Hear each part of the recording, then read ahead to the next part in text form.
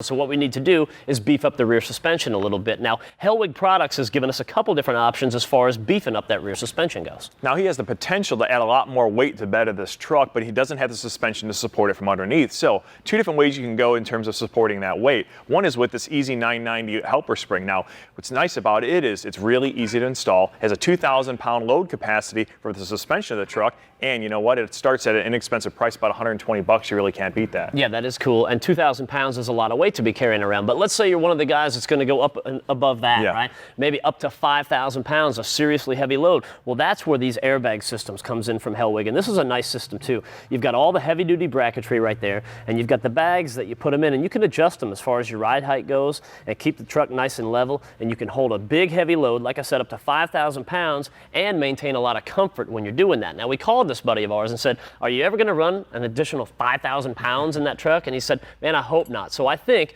for today, I think this is going to be the way to go for this particular truck. Hey, I'll make you a deal. You go buy lunch, I'll put these in. You never hear that, so I'm out of here. Good luck, dude.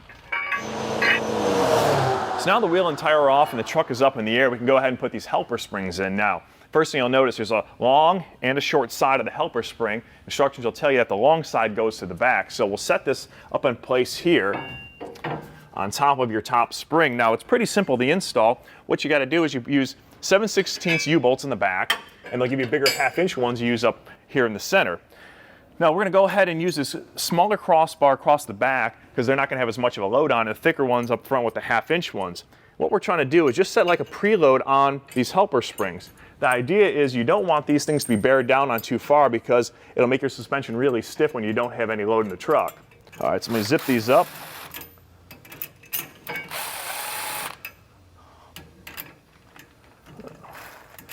And we want to go ahead and do the same thing on the front. Now, this is a progressive spring system, and what it means by that is that this thing really won't kick into play until your regular springs get a little load on it. So that's what's going to help you keep your nice ride going down the road where there's no load in the truck. It'll be nice and soft and won't beat you up too bad. Now, one thing that's nice about this kit is it comes with a lifetime warranty, so you don't have to worry about it. And one thing you also have to keep in mind is just because you're increasing the suspension capacity back here at 2,000 pounds, you never want to go over the gross vehicle weight capacity. All right, now that you got the preload set on the outside of here and you don't hear any rattles, you know it's safe to go ahead and put the inside ones on. Now, these are the half-inch U-bolts. These are a little bit stronger because they're going to need to handle a little bit of load, and you've got the wider crossbar, so those will go in place. Once you run them down, you want to torque them down to about 50 or 60 foot-pounds. Then you can go ahead and double nut them so they won't come undone, and you can set the truck back on the ground, and you're just simply done at that point. Now that we're increasing the load carrying capacity of this truck, we want to upgrade the brakes at the same time because eventually we're going to want to stop that load or slow it down, and we need some bigger brakes to do that. And we're going to do that with this. It's the Extreme Performance Truck and Tow rotors and pads from the guys at Power Stop. These are bigger, heavier duty brakes, and he's going to need them on this truck. But now that we're up here in the front, we're kind of ripping apart the whole existing braking system. We can see what kind of shape it's in. Now, this was the pad that was on the back side of the rotor.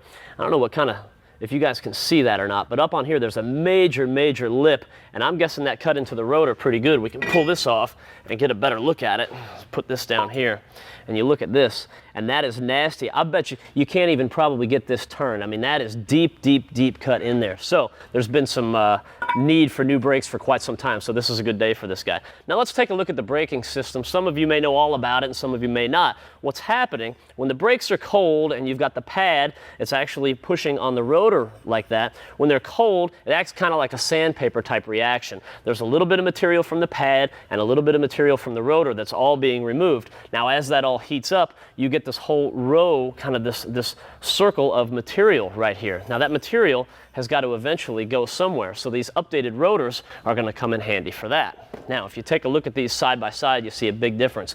These are drilled and slotted. Now, the name of the game is you want to keep these things as cool as possible, and that's what these holes are going to do.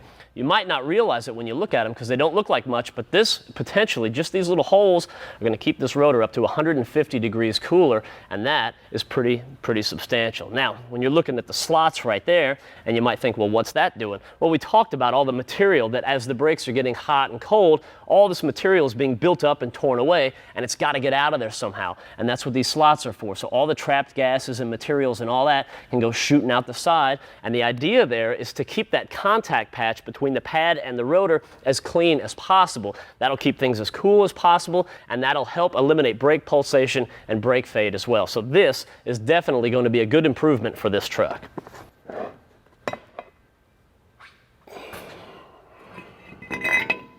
Now, to complement these new rotors that Matt was talking about, we've got a set of PowerStop's Z36 Extreme Truck and Tow pads. Now, these old brake pads that are in here, you can see are really wore out and definitely needs the new pads.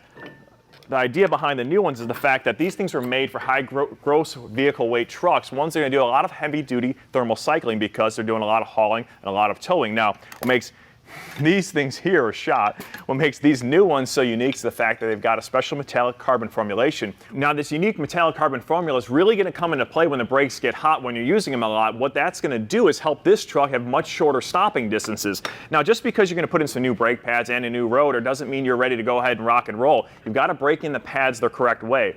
The idea is to do some moderate stopping from distances about 45 to 5 miles an hour. What you're trying to do is get an even wear of brake pad material onto the rotors without developing any high spots. The way you're going to get a high spot is you hit the brake suddenly or all come to a complete stop right away. It's not what you want to do. So once you go ahead and do the 6 or 7 of those cycles, you've got enough brake temperature into the pads itself that they'll have the even transfer. Then you're ready to rock and roll. All you have to do is drive around a bit, let them cool down, and your brake pad installation is done.